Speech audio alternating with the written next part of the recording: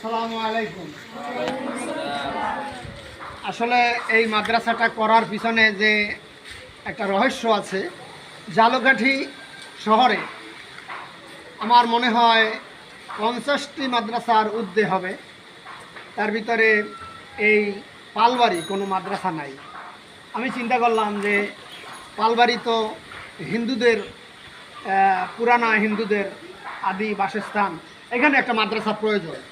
এই প্রয়োজন মনে করে আমার মেয়ে হাফেজা, আমার জামাই হাফেজ, আমার নাতি হাফেজ, চিন্তা করলাম তো বালক বালিকাদের মাদ্রাসা কোন জায়গায় করা যায়।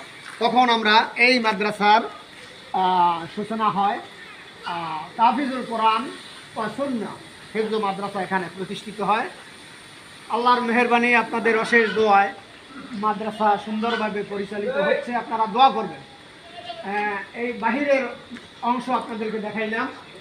এই হলো ছাত্র, এই আমার নাতি, এই হলো আমার ছোট নাতি, আর এ তো এবার পরীক্ষার্থী, দাখিল পরীক্ষার্থী।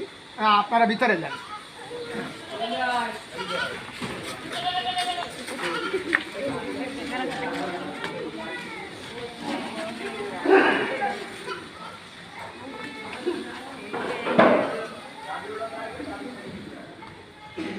আসলে আল্লাহ তাআলার মঞ্জুরি না থাকলে কোনো জিনিস হয় না।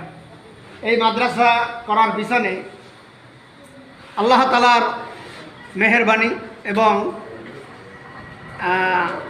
আমি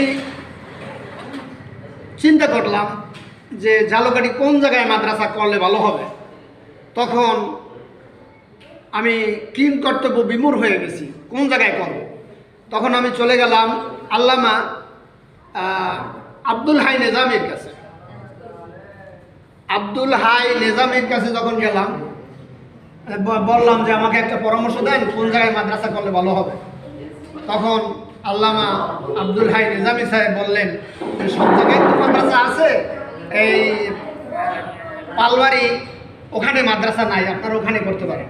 তো তার একটু নির্দেশে আমি এখানে মাদ্রাসা করেছি। আল্লাহর মেহেরবানি, এই মাদ্রাসা বালক বালিকা নিচতলায় এই ছাত্রদের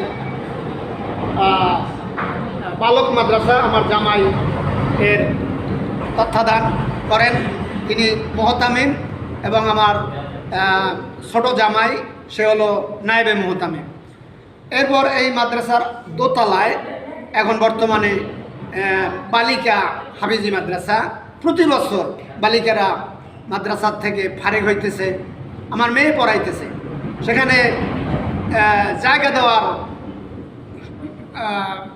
আপনার জায়গা দিতে পারতেছি না। অনেক মেয়েরা 18-20, একজন শিক্ষার্থী পড়াতে পারে 15 জন, কিন্তু সেখানে 18-20 জন হয়ে যায়। তা আমরা 2 জন শিক্ষিকা আছে, তারা এখন বর্তমানে পড়াইতেছেন। এখন ছাত্রী বৃদ্ধি হওয়ার কারণে 2 জন শিক্ষক রাখতে হয়েছে, খরচ অনেক বেশি। তো আপনাদের কাছে আমরা কোনো সাহায্য চাইতেছি না, শুধু চাই আপনাদের দোয়া। আজকে আপনাদের মাঝে এই দৃশ্যটুকু দেখাইলাম এই জন্য, আমি মরে যাব, মরে গেলে আপনারা এই মাদ্রাসা দেখে রাখবেন এবং এই মাদ্রাসা যাতে সুন্দরভাবে চলে তার দিকে আপনারা নজর রাখবেন। আল্লাহ তাআলা আমাদের সবাইকে এই মাদ্রাসা খিদমত এবং সুচারুরূপে পরিচালিত হতে পারে তার জন্য আপনাদের কাছে দোয়া চাচ্ছি। আমি প্রত্যেকের কাছে জিজ্ঞাসা করব নাম কি, বাড়ি কোথায়। আপনার নাম কি? বাড়ি কোথায়? বাউকাটি। আপনার নাম কি? নাম, বাড়ি কোথায়? নেসারাবাদ। আপনার বাড়ি কোথায়? আমার বাড়ি রমজানকাঠি। রমজানকাঠি। রমজানকাঠি, ও আচ্ছা, আপনি তো চিনি। আপনার বাড়ি? হ্যাঁ, রাজাপুর। নাম কি? আপনার নাম? মোহাম্মদ আহসানুল্লাহ। হ্যাঁ, মোহাম্মদ আহসানুল্লাহ। বাড়ি কোথায়? পেংরি। পেংরি, রাজাপুর পেংরি। আপনার বাড়ি? আমার বাড়ি নতুলাবাদ। আপনার নাম কি? জুনাইদ ইসলাম শাফি। আপনার নাম কি? মোহাম্মদ সালমান। সালমান। আপনার কোলে কেটা? ছেলে। হুজুরের ছেলে। ও, এই মাদ্রাসায় যিনি পড়ান, হাফেজ মাওলানা সাকাওয়াত হোসাইন দামাত বরকাতুমুল আলিয়া, তার ছোট্ট ছেলে। আল্লাহ তাকে বড় হাফেজে আলেম, এবং আপনার জন্য দোয়া করতেছি, আপনাকে যেন আল্লাহ তাআলা ওই সেই দারুল উলুম দেওবন্দ মাদ্রাসার যিনি প্রতিষ্ঠাতা কাসেম নানতবীর মতো যেন আল্লাহ আপনাকে আলেম হিসাবে কবুল করেন। সবাই একটু দোয়া করেন আমিন। আরো জোরে বলেন আমিন। আপনার নাম কি? মোহাম্মদ সুলাইমান সুলাইমান। বাড়ি কোথায়? নবগ্রাম নবগ্রাম। আপনার বাড়ি কোথায়? মাসবিল্লে মাসুম বিল্লা। বাড়ি কোথায়? জয়শ্রী জয়সী। আপনার নাম কি? মাহমুদুল হাসান। হাফেজ কইতে হাফেজ মাহমুদুল হাসান আমারই বড় নাতি।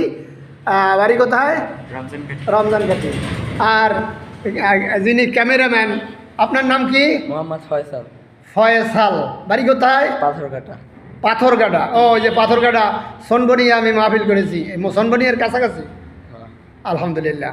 তো আপনারা এই মাদ্রাসার জন্য দোয়া করবেন, আল্লাহ তাআলা আমাদের সবাইকে যেন এই মাদ্রাসার খেদমত করে আখিরাতের পাথেয় সংগ্রহ করতে পারি।